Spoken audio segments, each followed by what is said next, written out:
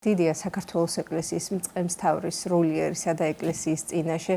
საოცარია ის ისტორიებიც, რომლებსაც სხვადასხვა პროფესიის ადამიანები ჩვენს გადაცემებში იხსენებენ. უდიდესია მისი უწმინდესის როლი ქართული ქრისტიანული ხელოვნების განვითარებისა და აღორძინების საკითხში და სწორედ აღნიშნულ თემაზე ვისაუბრებთ სტუმართან ერთად ხელოვნებათმცოდნეობის დოქტორი ქალბატონი მარიამ დიდებულიძე შემოგვიერთდა. დილამშვიდობის ქალბატონი მარიამ. დილამშვიდობისა დიდი მადლობა მოწვევისთვის. თქვენს გვადლობთ რომ მოვბრძანდით. ქალბატონი მარიამ, როგორც მოგეხსენებათ, ჩვენი გადაცემები ეძღვნება მის უწმინდესობას და სხვადასხვა დარგის სპეციალისტებთან ერთად ვიხსენებთ მისი უწმინდესობის ღვაწლს თუ რამხელა დამსახურება ღვაწლი აქვს გაწეული თითოეულ სფეროში. ყველას კარგად მოიხსენება მისი უწმინდესობის მრავალმხრივი ნიჭი და ასევე რა თქმა უნდა ხელოვნების კუთხით. სანამ უშუალოდ ვისაუბრებდეთ ამ მიმართულებით, თქვენი დამოკიდებულება, თქვენი პირველი შეხვედრა მის უწმინდესთან როგორი იყო და რაზე ამახვილებდა ყველაზე მეტად ყურადღებას? კიდევ ერთხელ მადლობას გიხდით მოწვევისთვის, იმიტომ რომ ჩემთვის დიდი პატივი არის ამ დღეებში მის უწმინდესობაზე საუბრის საშუალება რომ ეძლევა. იმიტომ რომ მართალი გითხრათ, ჩემი რასაც მე დავარქმევდი ჩემს ეკლესიურ ცხოვრებას, უშუალოდ ამ პერიოდს მოიცავს იმ 50 წელს და ჩემი პირველი შეხვედრა მის უწმინდესობასთან 1978 წელს მოხდა, ჯერ კიდევ ის ძველ საპატრიარქოში სიონის ეზოში მაშინ როცა სიონში იკრიბებოდა სიონელები. დიახ და ჩვენ მე და ბატონი დიმიტრი თუმანიშვილი, ასევე ხელოვნებათმცოდნე და ძალიან დიდი მოღვაწე, ვითხოვეთ აუდიენცია რაღაც გარკვეულ საკითხებთან დაკავშირებით. პატრიარქთან. ახალ ნაკურთ პატრიარქთან. დიახ, მიგვიღო კიდევაც და მე გაოცებული დავრჩი აი პირველი შთაბეჭდილება როგორი ყველა აღნიშნავდა რომ დავინახავთ ან მაშინ რაღაც მომხიბვლელი გარეგნობით ხმით ამ კულტურით ყველას ძალიან დიდი შთაბეჭდილების ქვეშ იყო. რა თქმა უნდა, ჩვენც ასე ვიყავით და კიდევ უფრო დიდი შთაბეჭდილება მოახდინა იმ საუბარმა, რომელიც ჩატარდა, ეხებოდა აი უკვე ნაკურთხ ეკლესიებში ხელოვნებათმცოდნეების მუშაობის მეთოდებს, ქალბატონების მუშაობის საკითხს და ისეთი სიბრძნე, ისეთი აი სიღრმე აჩვენა ამ ცოდნისა, მოკლედ რო თქვა, ძალიან უცებ პირველად გავიგე რას ნიშნავს ტაბუ. რომ ეს არ არის დაჩაგვრა, აკრძალვა, ვიღაცის დისკრიმინაცია, არამედ დაცვა, გადარჩენა რაღაცნაირად იმ შეცდომისგან დაცვა, რომელიც შეიძლება ვიღაცამ ძალიან საინტერესო იყო ახლა ეს დღეს არ არის სასაუბრო, მაგრამ მე იცით რა მინდა აი რაღაც ახლა უჩვენებთ თქვენ ამ არაჩვეულებრივ კადრებს მთელი ქვეყანა როგორ გლოვდა, მე მინდა შედარება გავაკეთო, შედარება პარალელი. აი მართლა რაღაცა ღვთისმოვლენილი იყო, იმიტომ რომ მაშინ 77 წელს ნუ ახლა ბევრი არ იცნობდა, ახლა რაღაც გაგონილი ყველას ქონდა, ვისაც ასე თუ ისე შეხება ქონდა საეკლესიო წრეებთან, რომ რაღაც არაჩვეულებრივი ეპისკოპოსი, ახალგაზრდა, განათლებული ჭკვიან, ნუ რა ვიცი, ძალიან ბევრი, მაგრამ ნუ მაინც არ იყო ესეთი უშუალო შეხება და რა ხდებოდა 77 წელს 25 დეკემბერს არაფერი რო არ ვიცოდით და მთელი ერი რო აღფრთოვანებით ხდებოდა ამ ამბავს, აი რას ხო არც ვიცოდით რას რაღაცა ხდებოდა ყოველთვის საქართველოს ცხოვრებაში რაღაცა ხდება წარმოუდგენელი ახალი თავისუფლება, იმედი, ნუ რა ვიცი, ყველაფერი კარგი რაც შეიძლება მოხდეს, ხო, ნუ ახლა ძალიან ბევრი ხო გავარდნ ცხეთაში, ვინც ვერ მიუხედავად მთელი აი ამ რაღაც დაბრკოლებებისა, რომელიც შეიქმნა და ქალაქში ყველა ხდებოდა, ერთმანეთს ულოცავდა. დაახლოებით შეიძლება ასეთი სიმრავლე არ იყო ხალხის, რა თქმა უნდა, მაგრამ უკვე მაშინ რაღაცა განცხადებული იქნა, ხო? აი რაღაცა ჰაერში იყო, რაც მიგვითითებდა, რომ ეს მოევლინა და ეს არის სასწაული და ეს იქნება დიდხანს. მაგრამ ჩემი ცხოვრება ხგეონებით აი ეს რასაც ეკლესიური ცხოვრება შეიძლება უწოდოთ, თლიანად აი 50 წელიწადში არის და სანამ მაგაზე გადავალთ, ქალბატონი მარიამ, თქვენ ბრძანეთ, რომ პირველი შეხვედრა იყო ძალიან შთამბეჭდავი, მართული სიღრმისეული განათლება მისი. აღნიშნავდნენ ყველა და აი რა პროფესიის ადამიანიც არ უნდა მისულიყო, ყველა ჰქონდა განცდა, რომ ესე იგი ყველა სფეროში ისე დაელაპარაკებოდა, ის სიღრმისეულობდა, თან ერთთვისება ჰქონდა. არადროსო მე პატრიარქი ვარ, მეტია, რჩევას იკითხავდა, აზრს გაითვალისწინებდა, კითხავდა. მოხდა თუ არა თქვენ შემთხვევაში და შემდგომში ესე გრძელდებოდა თუ არა? რა თქმა უნდა, ეს პირველი შეხვედრა, მართლა ძალიან საინტერესოა და უვიწყარი.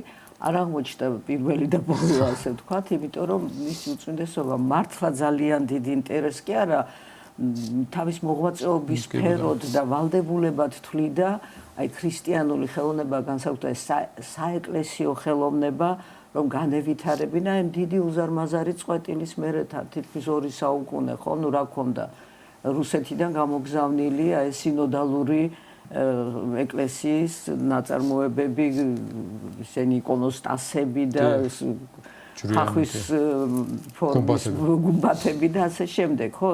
რუსიფიკაცია ხდებოდა არა მხოლოდ ენის აკრძალვით, არა მხოლოდ ბევრი რაღაცის, არამედ აი გარეგნული სახაზეთ ზემოქმედებითაც. და მან ეს აიღო თავის, ნუ საბჭოთა პერიოდს არ ვამბობ რა ხდებოდა და იცით მისთვის ეს არ იყო უბრალოდ აი ხელოვნების სფერო რაღაც ესეთი ინტელექტუალური ელიტარული, არამედ ნიშნავდა, რასაც მართლა ყოველთვის ანიჭებდნენ დიდი მოღვაწეები, ხო? აი ბასილი დიდი ამბობს, ეს არის ქადაგება ფერები და ხაზებით, ბიბლია უწიგნობდათ. ანუ იგივე მართლმადიდებლობის ზეიმი დადგინდა, ეს არ იყო უბრალოდ რომ ხატების დახატვის უფლება მიცეს. ეს იყო კონცეპტუალური, ეს იყო სიღრმისეული, რწმენისეული, ეს იყო დოგმა რა, რომელიც იქნა აღიარებული, განკაცების დოგმა ფაქტიურად ეს დაედო საფუძვლად აი ამ ხატწერის იმას და არა უბრალოდ ხელოვნების საკითხი. ამიტომ მისი უწმინდესობაც ამას სრულიად და ამიტომ ჩვენთან, ნუ ვინც მოღვაწეობდით ამ სფეროში, ძალიან აქტიური ურთიერთობა ჰქონდა. ეხლა მე მოკლედ ვიტყვი, მე ჩუბინაშვილის სახელობის ხელოვნების ისტორიის ინსტიტუტის და ამჟამად ცენტრის წარმომადგენელი ვარ. ძალიან დიდ პატივს სცემდა ბატონ გიორგი ჩუბინაშვილს და ძალიან დიდად აფასებდა მის 8 წლს ქრისტიანული ხელოვნების შესწავლის და სოციალურ ფიზიკური გადარჩენისათვისაც კი აი მუზეუმებში რო შექონდა და ბატონმა გიორგიმ თავისი უზარმაზარი წიგნი ქართულ ჭედურ ხატებს რო გამოცეს და აერქვეს გრუზინსკაია ჩიკანკა რომ დაეცვათ, გადაერჩინათ, რა ესეთი შეფუთეს ასე ვთქვათ იმნაირად რომ ეს ყველაფერი ყოფილიყო შენახული მომავალია ამ უკეთესი დროისთვის, უკეთესი დრო სწორედ მის უწმინდესობასთან იყო და არის დაკავშირებული და ამიტომ მე პირადი ურთიერთობა ჰქონდა ბატონ ვახტანგ ბერიძესთან და ძალიან დიდ პატივს სცემდა ყოველთვის აი ეს თავის ხუთშაბათები რო იყო მეცნიერებას დიდ მნიშვნელობას ანიჭებდა წმენდა და ცოდნა. ერთი პერიოდი მამა გიორგი მაშინ და ეხლა მეუფე იოანე ჟურნალსაც სცემდა წმენდა და ცოდნა ეს ჟურნალი იყო და ჩვენ აქტიურად მონაწილეობდით. და თავიდანვე აი მიგვიწვია მან რამდენიმე მნიშვნელოვანი რამ გააკეთა ამ დარგის განვითარებისთვის. პირველი ესეთი თვალშისაცემი იყო ეს დიდი კონკურსი ახალი ტაძრის შენებლობაზე. ხა მან მშვენივრად იცოდა რომ ასე 2 წუთში ყველა არქიტექტორები ვერ გააკეთებენ რაღაც, მაგრამ თავისთავად ეს კონკურსი, თავისთავად ეს თავისუფლება რომელიც მიცა არქიტექტორებს კონცეფციები, განხილვები, ეს ეტაპები ამ კონკურსის განხილვის, ეს იქცა მართლა ესეთ რაღაც საეტაპო მომენტებად. აი იმისთვის რომ შემოებრუნებინა ეს ხალხი, ძალიან ნიჭიერი ხალხი, განათლებული ხალხი, აი ამ სხვანაირი ხედვისკენ, რომ აი საკრალური სივრცე და საკრალური ამ სივრცის მომცველი ნაგებობა რაღაცა სხვა მიდგომას ითხოვს. ამას მოყვა ძალიან სწრაფად დიდუბის ეკლესიის მოხატვის დაკვეთა ბატონ ალექსანდრე ბანძელაძეს რო დაუკვეთა და შემდეგ სიონში ასევე ძალიან დიდი და მნიშვნელოვანი მხატვრის ლევან ცუცქირიძის მოღვაწეობა. აქაც იყო, ნუ ჩვენ ყოველთვის გამოვრჩეოდით ჭინჭყილაციათით. ერთია რომ დაკვეთა და მეორე არის ის რომ თავადაც ჩართული იყო ყველა პროცესში. რა თქმა უნდა და ერას ვამბობ, აი რაღაც მაშინ იყო რომ აი ჯერ არა და ჯერ მზად არ არის. ერთხელ გვითხრა რომ იცით რა, ვერასდროს ვერ ისწავლიან თუ არ დაიწყეს. ხო და ეს ცნობილი ფაქტია. ერთადერთი მაშინ ძალიან მნიშვნელოვნად მიიჩნია ეს ჩვენი, ნუ თხოვნა, ასე ვთქვათ, თუ მიმართვა რომ ის იყო, რა ქვიან, ძველი ტაძრები არ მოვხატოთო. დავტოვოთ როგორც. აი ახალი ტაძრები შენდება და იქ აი სწავლების პერიოდი და მან თვითონ დიდი ოსტატი იყო, დიდი შემოქმედი იყო და შეიძლება იცოდა კედლის საერთოდ ძალიან ძნელია ამ კედლისისა და რაღაცა ეს არ გაიარესო მარტო თეორიულად თქვენ რაც არ უნდა ასწავლოთ. ხო, არ გამოვაო. ეს ისეთი სწორი შენიშვნა იყო და მან მერე რა გააკეთა, შექმნა საბჭო, დააფუძნა საბჭო საპატრიარქოსთან არსებული სამეცნიერო მეთოდური საბჭო, ხუროთმოძღვრების, რესტავრაციის და ხელოვნების. თვითონ იყო თავმჯდომარე, მაგრამ ხელმძღვანელობს საბჭოს და ეხლაც ხელმძღვანელობს მეუფე დავითი ალავერდელი, თვითონ არქიტექტორი განათლებით, მამა ბესარიონი მენაბდი ასევე არქიტექტორი განათლებით და იქ რესტავრატორები, ხელოვნებაცოდნეები, ისტორიკოსები, რა ვიცი, არქეოლოგები, სხვადასხვა არგის ხალხი ვართ შეკრებილი და რამდენი ხანი ეს 88 წლიდან გრძელდება, ბევრი სირთულეებით, სიძნელეებით, იმიტომ რომ აი ამის გადალახვა იცით აი ხელოვნების დარგში ძალიან ნიჭიერი ადამიანების ერთგვარი ესეთი აი მე ასე ვხედავ მე ასე მესმის და რომ ეს თავისთავად შეიძლება შენი საკუთარი ხედვა ნაწარმოებში გამოსახო, მაგრამ როდესაც ეკლესიისთვის და ეკლესიის საკრალური სივრცისთვის კეთდება რაღაც, იქ ცოტა სხვანაირი მიდგომა უნდა. ისე რომ ბევრი სიძნელეები შეხვდა, მაგრამ ისე კარგად ხედავდა რა არის გასაკეთებელი, აი ეს გასაოცარი იყო. ესე მოკლედ რო თქვა, ისეთი ბედნიერება იყო ეს ურთიერთობა. თვითონაც როდესაც საქმიანი საუბარია და რაღაცა შენ თავს უფლებას აძლევ, არა რაღაცაზე უთქვა. ყოველთვის დაყვავებით, ყოველთვის მოთფინებით. არც აი მართლა დიდი ბედნიერება იყო შეხვედრები და კიდევ ერთი ძალიან მნიშვნელოვანი ნაბიჯია ეს ხო თქვით რამდენიმე. სასულიერო აკადემიაში, ასე ვთქვათ, ახლა შექმნა ფაკულტეტი ქრისტიანული ხელოვნების, სადაც ყველა მოგვიწვია მასწავლებლებად და აქამდეც ბევრი ცოცხლებით ვართ ჯერჯერობით ვასწავლით იქა, ამბობდა მე მინდაო გაიზარდონო ადამიანებიო, რომელსაც აი ეს რწმენითი ნაწილი კარგად ეცოდინებათ, ანუ საფუძვლები ამის არა უბრალოდ მორწმუნენი არიან, არამედ იციან, ხო ეს ცოდნა ხო სლამობს ხოლმე მონა და მეგობარი, ცოდნა მეგობრად ხდის უფლისა. და აქეთ უკვე დაგროვილი, უკვე კარგად ჩამოყალიბებული ცოდნა იმისი რა იყო ეს ქრისტიანული ხელოვნება, რა იყო მისი არსი და ის გამოცდილება, ის ნიმუშები ვთქვათ და ასე შემდეგ. ესეც საკმაოდ რთული საკითხი იყო და ეს ჩვენი საბჭო ეხლა ძალიან ბევრი მეებს ხდება ხოლმე, იცით, ძალიან მნიშვნელოვანი იყო ეს მისი დამოკიდებულება აი ამისადმი, რომ ეს რთული საკითხი არის. რთული საკითხი არის და ძალიან ხშირად ჩვენ ხვდებოდით ასეთ იმას, აი რაც გითხარით, თქვენ მასწავლით მე ხატვას. რომ უნდა რაღაცნაირად არ იმას გექნა, რომ აი კი ჩვენ გასწავლით. არა, უბრალოდ ჩვენ რაღაც გამოცდილება გვაქვს, თქვენ გამოცდილება გვაქვს და ეს უნდა გავაერთიანოთ. არ შეიძლება არ აღვნიშნოთ, თავად ის წერდა მაჯორის მოხატულია კრიტიკურის, თვითონ ამბობდა რომ მე არც ხატვარი ვარ, არც კომპოზიტორი ვარ, მაგრამ რაღაცა აქ პოულობს სიმშვიდეს, მაგრამ ძალიან თვითყოფადია, ძალიან დამახასიათებელია მის ხატები. ამბობდა რომ განსაკუთრებით მიყვარსო თამარ მეფის შემკობაო, იმიტომ რომ თამარი ძალიან უყვარდა და გვაქვს აბედნიეროთ მისი დაწერილი ხატები, რომელიც აი რო შეხედავ, ვხვდები რომ უწმინდესია. ესეც რაღაცა მის სულსდებდა თითქოს მის დამოკიდებულებას. რა თქმა უნდა, ეს ძალიან დიდი მნიშვნელობა აქვს, როცა ადამიანმა რაღაცა ხელობა შიგნიდან იცის. არა მხოლოდ ახლა მე მახსოვს ეს არ ეხება ესე იმდენად უწევს, მაგრამ ბატონი ლეორჩეულიშვილი სამხატვრო აკადემიაში გვასწავლიდა იმ წუთას თქვა, ვინც კი აპირებთ ხელოვნებაში მუშაობას, ასლების კეთება უნდა ისწავლოთ, რომ ტექნოლოგია იცოდეთ, რომ სწორად შეაფასოთ, რომ სწორი ხედვა გქონდეს და მაშინ გვაქვს პირველად გელათში ვიყავით, როცა ვაკეთებდით ასლებს. და აი მისი უწმინდესობასთან ეს ურთიერთობა ძალიან საინტერესო იყო. პედსაბჭოები, განხილვები, მე რამდენიმე წელი რექტორი იყო სასულიერო. ეს იყო ისეთი ბედნიერება, დილას 9 საათზე მოდიოდა, ყველა ვიკრიბებოდით სტუდენტები, პედაგოგები, გვიყვებოდა რაღაცას, დავალებებს აძლევდა ბავშვებს, მეორე დღეს ამოწმებდა გააკეთეს თუ არა.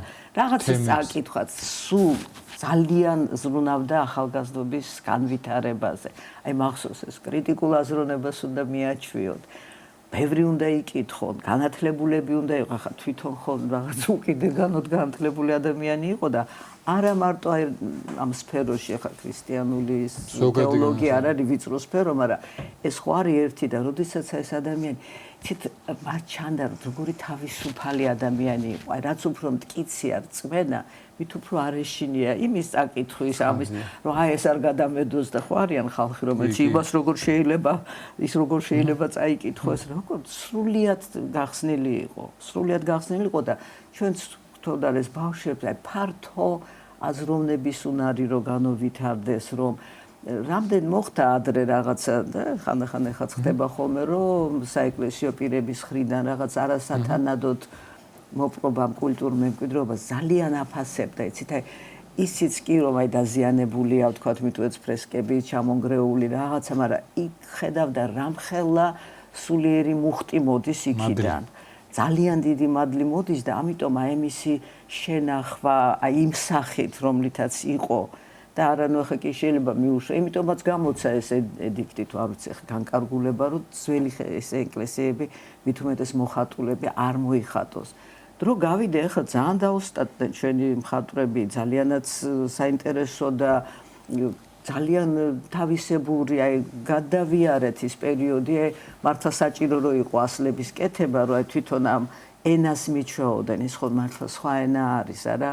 და მიჩვეოდნენ იმას, რომ აი ეკლესიისთვის რაც კეთდება, ხა ჩემი ახლობელი მეგობარი იყო, თქვათ, ირაკლი ფარჯიანი, არაჩვეულებრივი მხატვარი და უამრავი ნაწარმოები აქვს შექმნილი. ძალიან მორწმუნეც იყო და ეს მისი ჯვარცმები ხარ, მაგრამ არასდროს არ ქონდა პრეტენზია, რომ ეს ეკლესიაში არა ხატად დაედო ვინმე. ეს მართლა იყო მისი ხედვა, მისი წარმოდგენა, მისი სრული უფლება, ეს თავისი ხედვა ამ ნაწარმოებში, მაგრამ უკვე როდესაც აბიჯებ ამ ზღურბს და აი ამ საკრალურ სივრცეში გინდა შენი შეიტანო, იქ უკვე სხვანაირი მიდგომაა საჭირო, სხვა ხედვაც, სხვა დამოკიდებულება ემოციურად.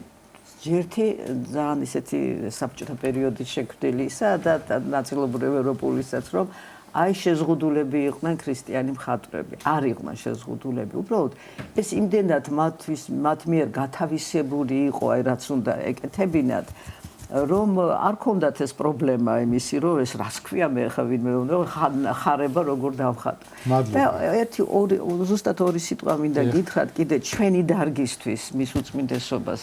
ну ბევრჯერ გამოიჩია ჩვენი ინსტიტუტი რომ დაიწყო ერთადერთი და პირველი ვინც მოგვეხმარა ის იყო და მე 2019 წელს ну კიდე ბევრი სხვა მიზეზის გამო უნდათ ჩვენი მიერთება სადღაც და არიცით ეს წერილს ახლაც ვინახავთ მიწერა მაშინ რომ პრემიერ-მინისტრმა უკაბახდას ეს აი დაახლოებით შინაარსი რო გითხრათ ხელი არ ახლობთ და დაწერილი იყო რატომ მე ვეძახე ამას შეუვალობის სიგელს.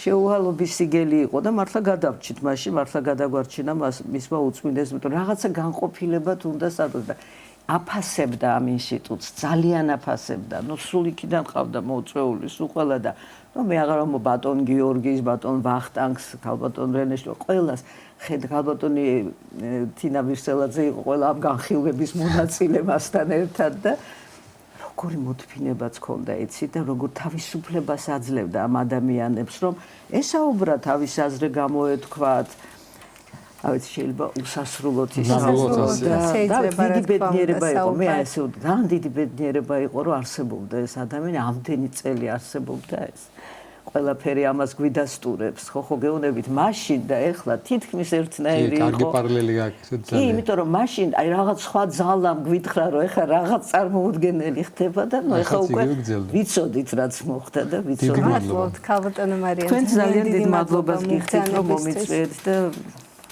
და შესაძლებლობა მომეცა ეს ჩემი განწყობა გაუმეხა მადლობთ ზანდებოდეთ ხელოვნებაცოდნეობის დოქტორი მარიამ დიდებულიძემ გვესაუბრებოდა